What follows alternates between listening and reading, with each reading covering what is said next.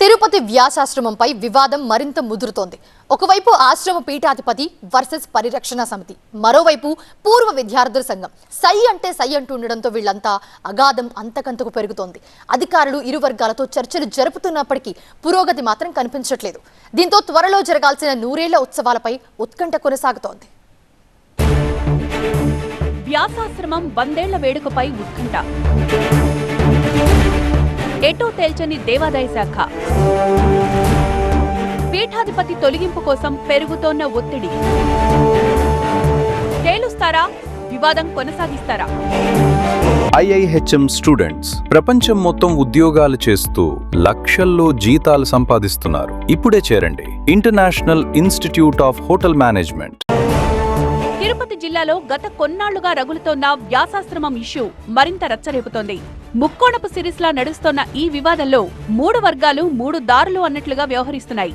ఓవైపు ఆశ్రమ పీఠాధిపతి, మరోవైపు పరిరక్షణ సమితి, ఇంకోవైపు పూర్వ విద్యార్థుల సంఘం. ఇలా ఎవరికి వారే తమ వాదనతో వేడి పుట్టిస్తున్నారు. ఇప్పటికే అన్ని వర్గాలతో కలెక్టర్, ఎస్పీ, దేవాదాయ శాఖ అధికారులు చర్చలు జరిపినా ఫలితం లేకుండా పోయింది. ఈ దెబ్బకు ఈ నెల 27న జరగాల్సిన ఆశ్రమం 100 ఏళ్ల ఉత్సవాలపై ఉత్కంఠ కొనసాగుతోంది. అసలు ఉత్సవాలు జరుగుతాయా లేదా అనే సందిగ్ధత ఏర్పడింది. మరోవైపు ఆశ్రమ పీఠాధిపతితో పాటు అధికారి అమర్నాథ్ రెడ్డి, శివరాముల తొలగింపుపై ఒత్తిడి పెరుగుతున్నట్లు కనిపిస్తోంది.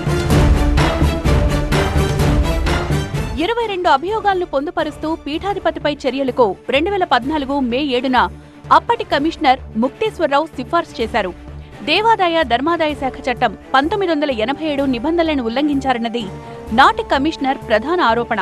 అయితే ఆ విషయంలో ఇప్పటిదాకా చర్యలు చేపట్టకపోవడాన్ని అటు పరిరక్షణ సమితి, ఇటు పూర్వ విద్యార్థులు ప్రశ్నిస్తోండడం వివాదానికి దారితీసింది. బీజేపీ నేతల ఎంట్రీతో ఈ ఇష్యూ పొలిటికల్ టర్న్ తీసుకున్నట్లు కనబడుతోంది. శివరామరెడ్డికి పీఠాధిపతి స్థానం ఇవ్వడాన్ని ససేమీరా ఒప్పుకోమంటున్నారు స్థానిక బీజేపీ నేతలు. ఇదేం వంశపారంపర్యం కాదని, మలయాళ స్వామి ఆశ్రమాన్ని వారికి ఏవైనా రాసిచ్చారా అంటూ ఆగ్రహం వ్యక్తం చేస్తున్నారు. ఎవరు నిర్ణయం తీసుకున్నారా? శ్రీకాళహస్తి నియోజకవర్గంలో పెద్దలను కన్సల్ట్ అయినారా, పిలిపించారా? లేదా ఇతర మఠాధిపతులు, పీఠాధిపతులతో కలిసి మీరేమన్నా చర్చించారా? ఇదేమన్నా మీ వంశపారంపర్యమా? ఇదేమన్నా మీ కుల పారంపర్యమా? ఏ రకంగా మీరు ఆ నిర్ణయం తీసుకుంటారని మేము అడుగుతున్నాం. మేము దీనికి పూర్తిగా వ్యతిరేకిస్తున్నాం. మేము దీని విషయంలో ఎవరైతే ఇప్పుడు ఉన్నటువంటి విద్యాప్రకాశానందగిరి గారు, రమేష్ ప్రసాద్ రెడ్డి గారు ఉండారో, వారు తమ్ముడు శివరామరెడ్డి గారు ఎవరైతే ఉండారో, శివరామరెడ్డి గారికి ఈయన తదనంతరం పీఠాధిపతి ఇచ్చేటటువంటి దానికి పూర్తిగా మేము వ్యతిరేకిస్తున్నాము. ఇది వంశపారంపర్యం కాదు, మీరు తెలుసుకోవాల్సిన అవసరం ఉంది. వంశపారంపర్యం అనేటువంటిది పీఠాధిపతులకి ఎక్కడన్నా ఉందా చట్టంలో? ఏ చట్టంలో ఉంది? రేపు ఆయన శివరామరెడ్డి గారి యొక్క పుత్రుడికి ఇస్తారా? నెక్స్ట్ ఏంటది? మీకేమైనా ఇచ్చిపోయాడా మలయాళ స్వామి? మీకేమైనా రాసిచ్చిపోయినాడా? కేరళలో పుట్టి దేశవ్యాప్తంగా పాదయాత్ర చేసి వేదాలు, ఉపనిషత్తులు అభ్యసించిన మలయాళ స్వామి 1912 నుంచి 12 ఏళ్ల పాటు తిరుమల గోగర్భం ప్రాంతంలో తపస్సు చేశారు. ఆ తర్వాత తిరుమల నుంచి ఆశ్రమాన్ని ఏర్పేడుకు మార్చి 115 ఎకరాల్లో ఆశ్రమం స్థాపించారు. కుల, మత, జాతి, లింగ భేదం లేకుండా ఆధ్యాత్మిక విద్యను అందించారు. అలా ఏర్పేడులో వ్యాసాశ్రమం ఏర్పడి 100 ఏళ్లు పూర్తయింది. ఈ సందర్భాన్ని పురస్కరించుకుని శతాబ్ది ఉత్సవాలను అత్యంత ఘనంగా జరుపుకోవాల్సిన వేళ ఈ వివాదం చెలరేగడం పట్ల ఆశ్రమ పరిరక్షణ సమితి, పూర్వ విద్యార్థులు ఆందోళన వ్యక్తం చేస్తున్నారు. ఏర్పేడు వ్యాసాశ్రమంపై ఇటీవల తీవ్ర ఆరోపణలు రావడం కలకలం రేపింది. దీంతో రంగంలో దిగిన ప్రభుత్వం వ్యవహారాన్ని సెట్ చేయాలని జిల్లా కలెక్టర్ను ఆదేశించింది.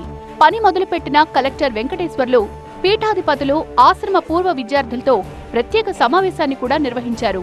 లక్షలాదిగా ఉన్న మలయాళ స్వామి పూర్వ విద్యార్థుల మనోభావాలను గౌరవిస్తూనే 20C పరిధిలోకొచ్చే ఆశ్రమ ఆస్తుల అక్రమ విక్రయాలపై చర్యలు తీసుకుంటామని చెప్పారు. ఈ వివాదం కొనసాగుతుండటంతో ఆశ్రమ శతాబ్ది ఉత్సవాలను కూడా వాయిదా వేసిన ప్రభుత్వం రోజువారీ కార్యక్రమాలకు ఇబ్బంది లేకుండా అభివృద్ధి ట్రస్ట్ను పునర్నియమిస్తున్నట్లు ప్రకటించింది.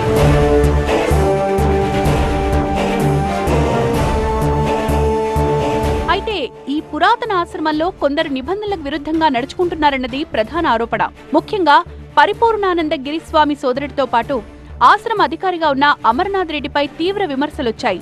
ఆశ్రమ పరిరక్షణ సమితి నేతృత్వంలో చర్చలు జరిపినా ఫలితం లేకపోవడంతో ప్రభుత్వమే కల్పించుకోవాల్సి వచ్చింది. అధికారులు సైతం పలు దఫాలుగా చర్చలు జరిపినా పురోగతి కనిపించడం లేదు. దీంతో ఇప్పుడు కీలకమైన ఉత్సవాలు జరుగుతాయా లేదా అనే సందిగ్ధత ఏర్పడింది. ఏం జరుగుతుందో చూడాలి.